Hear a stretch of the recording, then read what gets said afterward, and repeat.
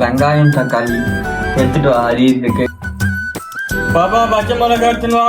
பக்கத்துல தான் இருக்கியா?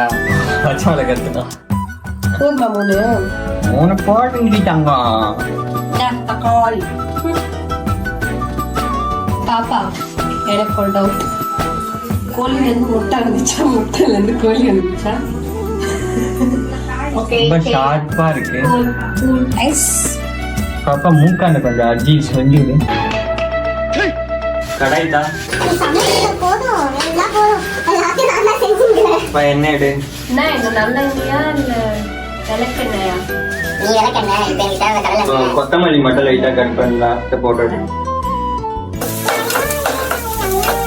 பாப்பா எக்கு எக்கு.